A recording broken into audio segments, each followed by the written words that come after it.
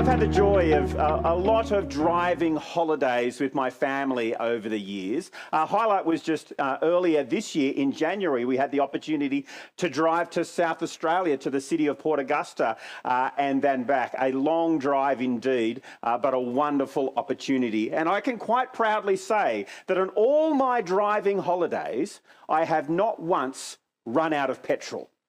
I've gotten close. I've got to that point where the little orange light comes on the dashboard that tells you that your fuel tank is running low. I've even got to the point where that light starts flashing at you as if to communicate, did you not see that I'm on? You're running out of petrol. You need to make a decision right now. But I've never run out of petrol. I heard a story of a good friend of mine who was driving back from the Gold Coast to Sydney. And as he left the Gold Coast, just after leaving the Gold Coast, he saw the sign on the side of the road that said Sydney, 850 kilometres. And then he looked down at his computer screen in his car where it tracked the range left on his fuel. And the range on the computer said 850 kilometres. I kid you not. The sign said 850, and he assures me his dash said 850 k's left on his fuel tank. And his response to that was, challenge accepted. And he made it home just. It can be a scary prospect, running low or getting close to empty. There is a sign that the teenagers in my home dread. It fills them with anxiety. I wonder if that sign does for you as well. Or maybe it's this one. This is a pretty scary prospect when you see that. And probably the worst is that. There is no battery left. Completely dead. Empty. Now, we can all feel a bit empty and lost in life as well. We can all go through periods where life can feel overwhelming, the challenges facing us can seem all too much, or the frustrations of life we can't handle, and we feel empty, exhausted, worn down. And maybe some of the normal things that we turn to fill us back up don't do it like they once did. This Easter, chocolate prices have gone through the roof. Time with family and friends, relationships are wonderful but imperfect. Holidays don't last. Some of these normal things that we turn to fill us up when we're feeling empty are short-term and temporary at best. Someone has once called the generation that's living today as Saturday's children. That is, living like the day after Good Friday, but before Easter Sunday, living in this kind of realm of despair and loneliness and emptiness and even hopelessness. And I think that is kind of the vibe of our current generation. But Easter reminds us that we don't have to remain Saturday's children. If you're feeling a little empty and hopeless tonight, you don't have to remain in that state, because we can be Sunday's children, because the tomb was empty and is still empty. And although empty is normally bad, the empty tomb is an empty that is good. In fact, that empty is something that can actually, ironically, fill us when we're feeling spiritually empty, relationally dry, and not sure what life is all about. And that's what I want you to see from Mark chapter 16 this Easter night. But before you see empty good, I need to remind you that the Easter story started out with empty bad. For if you're here on Good Friday, you know that the King of Kings, crowned with a crown of thorns, also was hung on a cross to die, and then his body was laid in that tomb. And then when it came to Sunday morning, let me read to you again the women that first Easter morning and how they're feeling about what has happened. Have a look there again in your Bibles, verse 1. When the Sabbath was over, Mary Magdalene, Mary the mother of James, and Salome bought spices so they could go and anoint him, that is Jesus. Very early in the morning, on the first day of the week, they went to the tomb at sunrise. They were saying to one another, "Who will roll away the stone from the entrance to the tomb for us?" Empty, bad. These women are feeling absolutely empty. They didn't go to the tomb expecting a resurrection. They went to the tomb to delay decomposition. They went there to anoint the body of Jesus with spices. They didn't go to the tomb expecting it to be empty because they were the ones who were empty. They had a hole that was widening in their hearts since Good Friday that no amount of tears could fill. They were spiritually and relationally empty. And as they went to the tomb that dark Easter morning, just as the sun is rising up, they realized that they forgot something in their grief and in their kind of emotion of the morning. They forgot that there was this giant, big, thumping stone in front of the tomb. And so they asked that question, who is going to roll the stone away from the tomb for us? And they look around and there's nobody there with them. But they head to the tomb anyway. Their hearts are empty, their hands are empty, but they feel like they need to be there on that Easter morning. But of course, these women aren't the only ones feeling empty on this Easter morning. Do you remember the apostle, the disciple Peter? His last interaction with Jesus before he died was on the night before he died. And 3 times Peter denied even knowing Jesus. Not once, not twice, but 3 times. And Mark tells us that he went out and he was overwhelmed with sadness and grief and guilt. He too was feeling empty. So too were the other disciples. The other Gospels tell us that they had locked themselves in the upper room where they shared the Lord's Supper with Jesus on the night that he was betrayed. But now they're in there all alone, empty of the calming presence of Jesus. There is bad empty as this Easter story begins. But bad empty would soon be transformed into good empty. Have a look again at verse 4. Looking up. I think that's an interesting start, isn't it? I imagine the women kind of trudging to the tomb, maybe looking down in their grief, and then they look up. And they observe that the stone, which was very large, had been rolled away. When they entered the tomb, they saw a young man dressed in a long white robe sitting on the right side. They were amazed and alarmed. "Don't be alarmed," he told them. "You are looking for Jesus the Nazarene who was crucified. That is, he really did die. You're in the right place. He has been resurrected. He is not here. See the place where they put him. But go tell his disciples and Peter, he is going ahead of you to Galilee. You will see him there just as he told you." This is good empty. The tomb was empty and the tomb is empty because Jesus conquered death and walked out of that tomb. Now, there are many throughout history who have sought to deny the reality of the resurrection of Jesus. There are still people who are skeptical and doubt whether that event actually happened in history. But one fact is undeniable about that first Easter. One fact is undeniable. No matter what else you might say about Easter morning, the one true fact is this: the tomb was empty. And so even the deepest critic or skeptic of the resurrection still needs to ask themselves a question. So what do I think happened to the body of Jesus? Because the tomb was empty. So what happened to the body of Jesus? We know the soldiers who crucified Jesus didn't have it, for if they had stolen the body, that was a criminal offence in Rome and they could lose their life for it. They had no motive to do such a thing.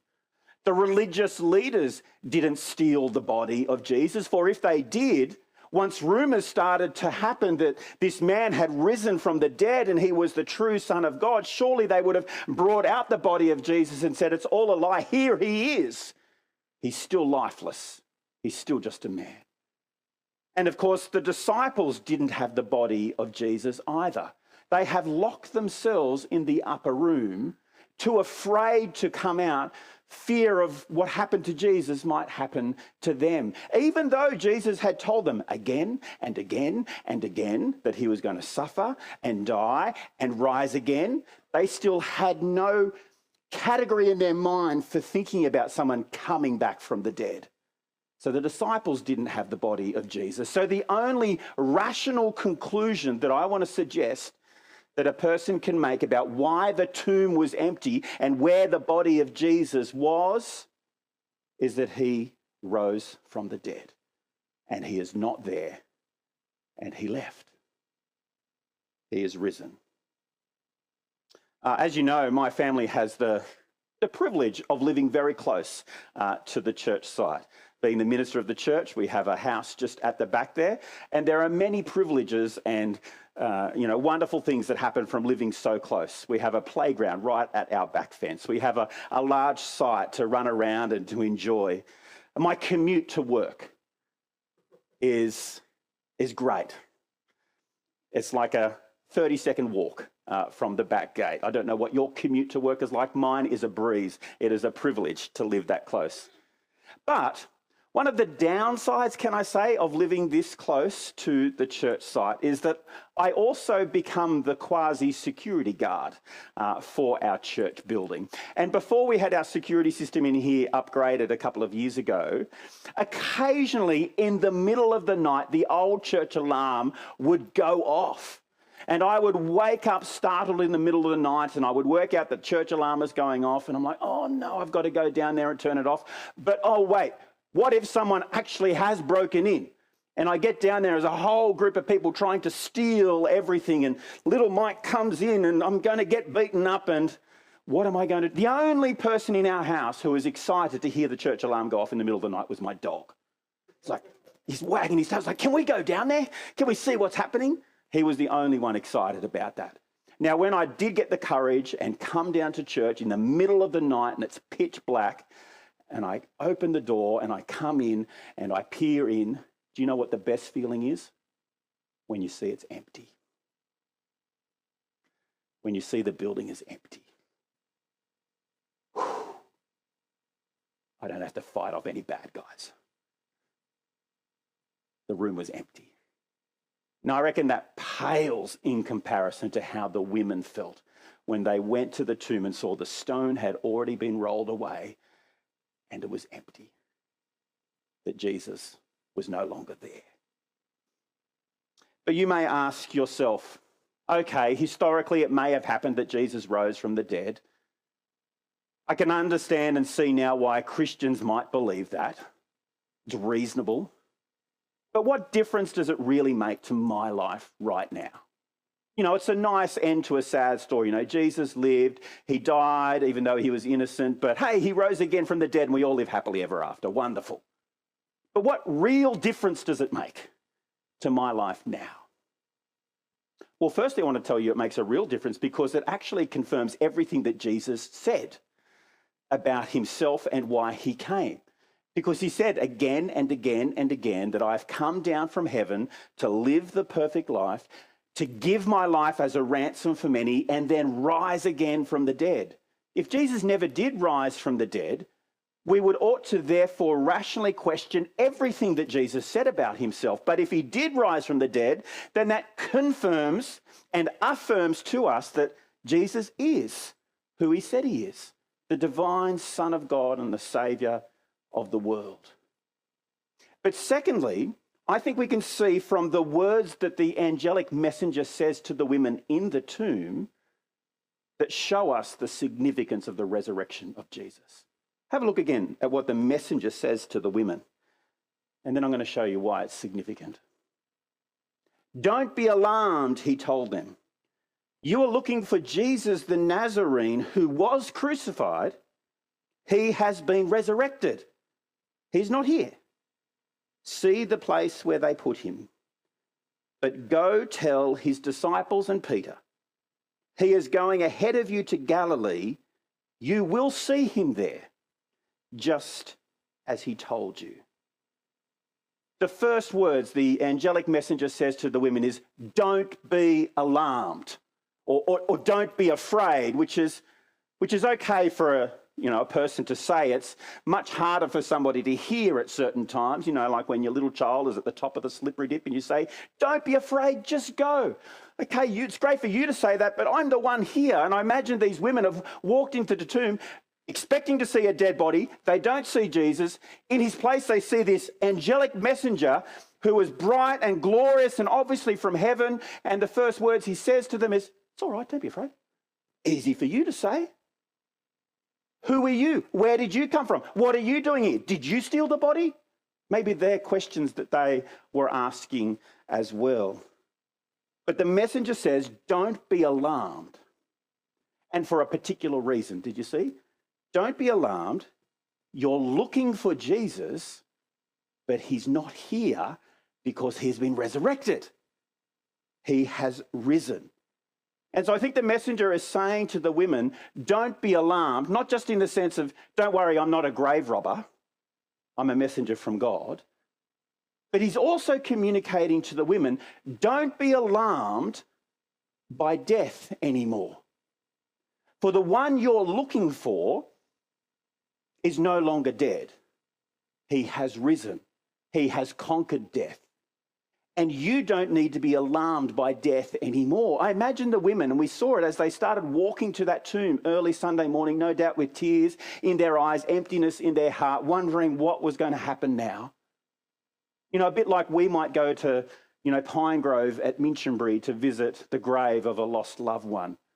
We often go there with grief and a sense of emptiness. But the resurrection of Jesus teaches us that death is not terminal anymore. That one man has conquered death. Our kids' song this morning was fantastic. He has beaten death and come out the other side. Isn't that good news to hear? You might be someone that is feeling overwhelmed by grief at the loss of a loved one, maybe a parent or a grandparent has recently passed away. Maybe someone is in their last stages even tonight. What good news to hear that death is not terminal. Don't be alarmed. The second thing that the messenger says to these women, I'm summarising it as, and Peter.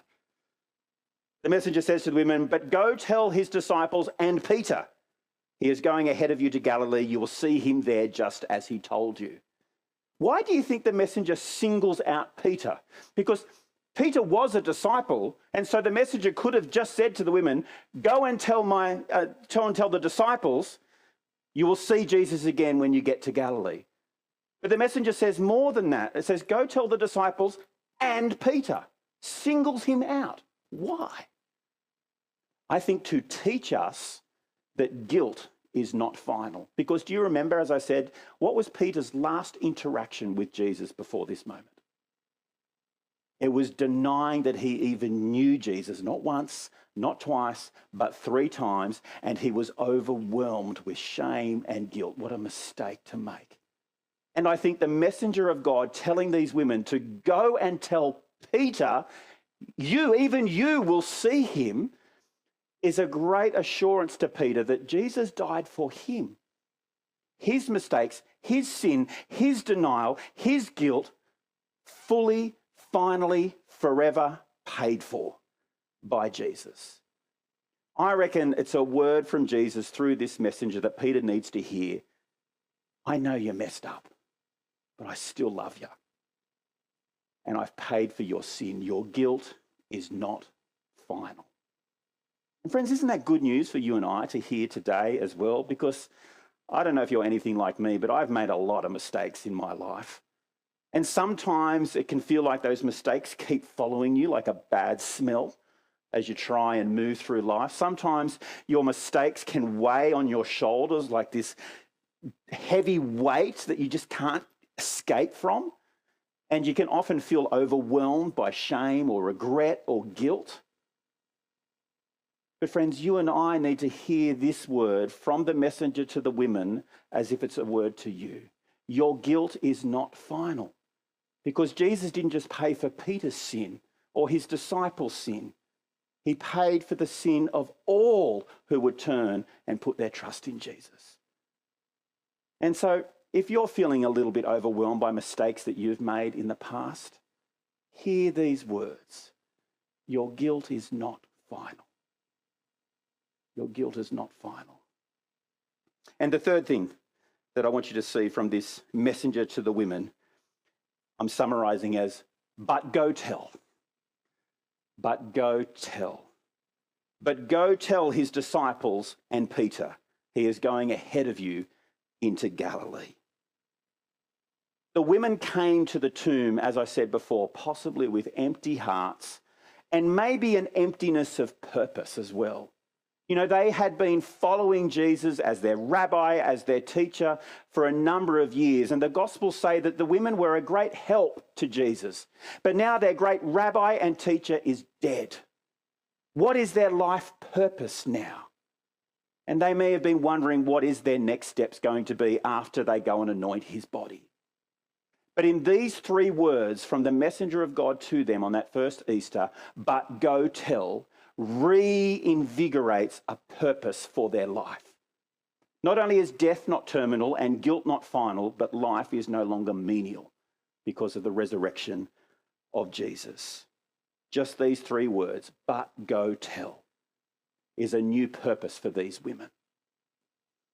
The tomb is empty, Jesus is alive, and they have to communicate that to their friends, the disciples, and to whoever is willing to listen. Now, fascinatingly, in verse 8 here of Mark chapter 16, Mark says that they said nothing to anyone because they were afraid. And then I think the Gospel of Mark ends. Now, that's fascinating. The messenger said, but go tell, but they were afraid and they didn't say anything to anyone. Well, firstly, I want to say, I think that's deliberate from Mark. For often in Mark's gospel, when Jesus does something to truly reveal that he is the divine Son of God, often then what Mark puts straight after that event is an emotion or a reaction from somebody, and it's usually fear. So, for example, do you remember the great story where Jesus and his disciples were on the boat on the Sea of Galilee and a big storm came up and they woke Jesus up, and then Jesus stood at the boat and he spoke to the winds and he spoke to the waves and he said, "Be silent, be still." And everything was calm. And then Mark tells us the disciples' reaction to that event. And do you know what it was? Fear. They were terrified. When we see a clear demonstration of the power of Jesus as the divine Son of God, Mark wants us all to see the only appropriate response is to stand in awe, that the gospel of Jesus shatters all presuppositions about who you think God is and who you think Jesus is, and the only right response is to stand amazed and in awe. So I'm not surprised that Mark finishes his gospel in this way.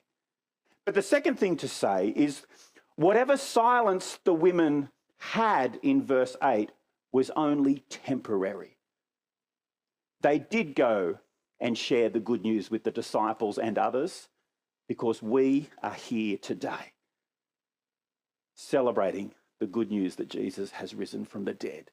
In Matthew's gospel, it says the women left and ran from the tomb filled with joy. You know, they went empty, but they left filled with joy and ran to the disciples to tell them, he's alive, he's alive. He's risen from the dead. And of course, Jesus did appear to the other disciples and he gave them a very similar commission, but go tell. He said to them, go to the nations and make disciples and baptize those who believe in the name of the Father and the Son and the Holy Spirit, and teach them to obey everything that I commanded you. But go tell was also the new mission given to Jesus' disciples. And that is still our mission today, to go tell. Death is not terminal, guilt is not final, and life is not menial. Maybe you feel a bit lost in life at the moment. Maybe you're bored or frustrated about what's happening around you. Think, why am I even here? What's my life all about? Well, if you love Jesus, that is your purpose. But go tell. Tell others that Jesus is alive, that he's conquered sin and death, and he is the King of Kings. That is the purpose of your life. And that's never menial. Easter is empty good. Easter is empty good. Because it reminds us that death is not terminal, guilt is not final, and life is not menial. Do you know that? Maybe you've come to church tonight because, I don't know, maybe you're dragged along by a family member. You know, I'm going to church and you have to come with me. Or maybe you saw our ad on Facebook or Instagram, or picked up a leaflet from a friend who's invited you along. And maybe you're still a bit skeptical about this whole resurrection thing, or even who Jesus is. Can I say thank you for coming to church tonight? I know that's a big step. But can I also commend to you what you heard before in our service, and that is the One Life course. You know, for 4 Thursday nights or 4 Friday mornings in May, I'm going to be running this course to help you think through the big questions of life. Who is God? Who am I? Who really is Jesus? And why does it matter at all? And if you've got big questions about life that you've been wrestling with, bring them to the One Life course, and I'd love to answer them with you. Friends, if you're feeling overwhelmed by doubts or questions about life and faith, there are answers to every single one of your questions. So why don't you come and join me on a Thursday night or a Friday morning in the month of May? But maybe you're here tonight because you have been feeling empty. Spiritually, relationally, empty. And some of the things that you've been turning to fill your emptiness have been temporary at best. Chocolate, relationships, holidays, sport, music, I don't know. Temporary at best. And it's leaving you feeling like, I think there's more. And maybe you felt compelled to come to church tonight, and you've heard tonight the solution to the desire that you've been seeking. And that is to come to Jesus. Because his empty tomb means that your life can now be filled with meaning and purpose and joy. And if you have known that tonight, as you've been listening, you're like, that's what I need. Then I want to give you an opportunity now to ask Jesus to forgive you, to remove your guilt, to assure you that you are forgiven, that even death is not terminal, and that your life has meaning in serving him. And if that's something that you would like to say yes to, then at the end of my prayer, just say a hearty amen. And then over dinner, come and tell me that you did, because I'd love to encourage you and support you in that. Let me pray.